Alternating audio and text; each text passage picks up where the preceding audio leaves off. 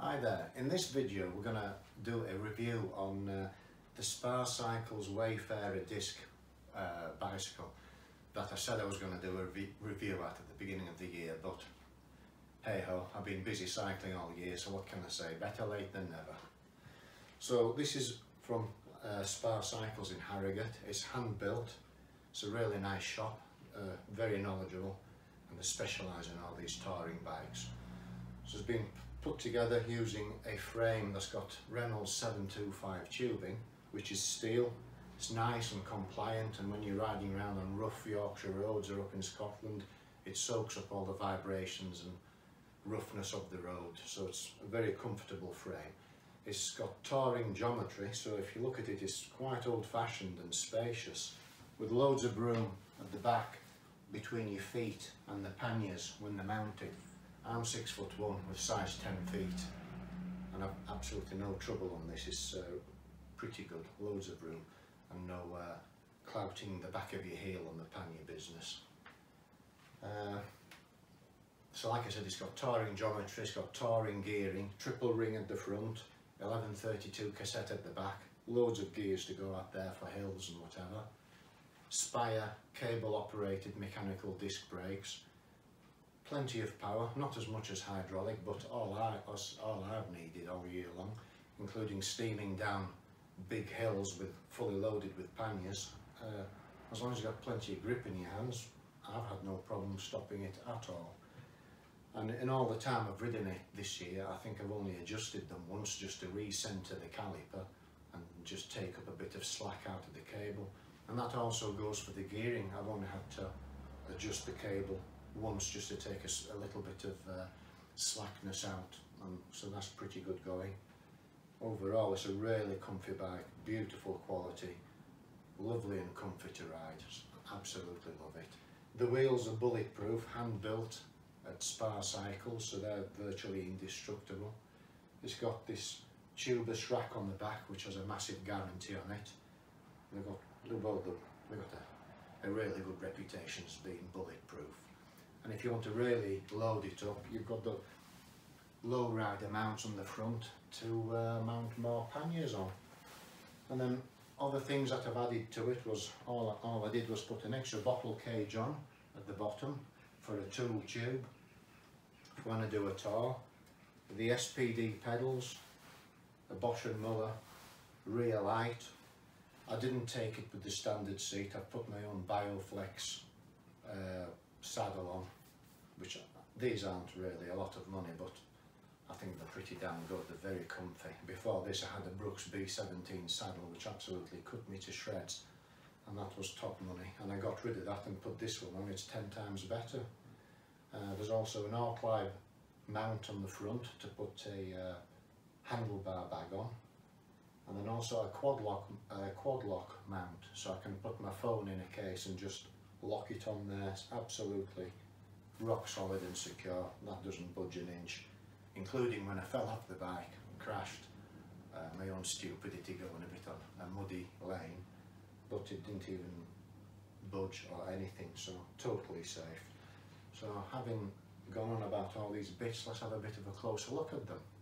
Right then, let's have a closer look at the bike. You'll have to excuse the setup where it's currently locked into a Zwift training setup for my winter training, basically, because I don't want to use this on all the salt and grit on the road. It's my best bike, and I'll just use my old one for winter riding. Shimano gearing, triple ring at the front, 9 gear cassette at the back with 1132 teeth. Reynolds 725 tubing for the frame.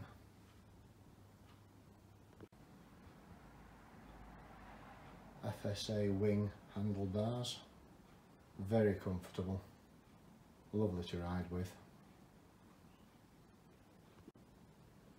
I left my top tube uncut, so it is actually quite high, but I'm 57 next and I've got a bit of a back problem, so I don't like to be too hunched over.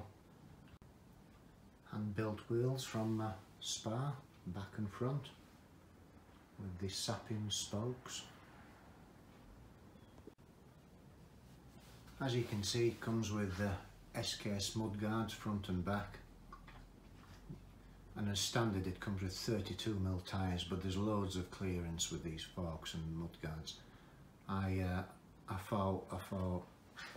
decided to forego that, and I went with 38mm Schwalbe Marathon tyres, because the roads around here in Yorkshire are pretty rough, and I want something a bit more cushioning. And I think you can go even bigger than that, but you'd have to check the clearance on your mudguards. Obviously the back tyre on this is a bit odd, because it's a skinny 32mm training tyre for the Zwift setup. Tubeless rack on the back. That's pretty beefy tubing, is that? Can take some weight. The only thing about the tubeless is I do love the rack, but I wish this platform here was like this cheaper rack on my wife's bike, where it's got the double rails where you can hang the panniers down there and then loop straps for a top bag on there. With the tubeless, once I've got the panniers mounted on, if I want to strap a tail pack on, I've got to fight with the strapping to get them past where the panniers are. Minor gripe. I suppose it is a good quality rack, so it's just tough. Spire disc brakes, cable operated. Nice and simple.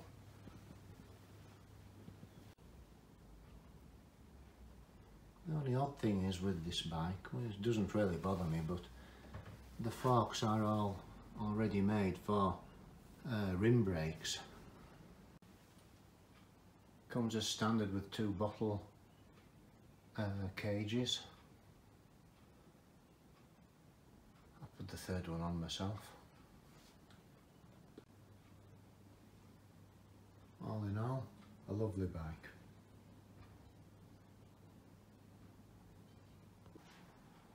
So I hope that's been useful for you. I'm going to put the specs up on the screen for you to look at, so you can see the full details of the bike. It's currently retailing from Spar Cycles at £1,090, although I did buy this in January as an display model, a demonstrator. I got it for about £900, which was quite a decent saving, and it was literally unmarked anyway, so I was quite pleased with that. So, as I said, I hope you've enjoyed that and it's been of some use to you. Thanks.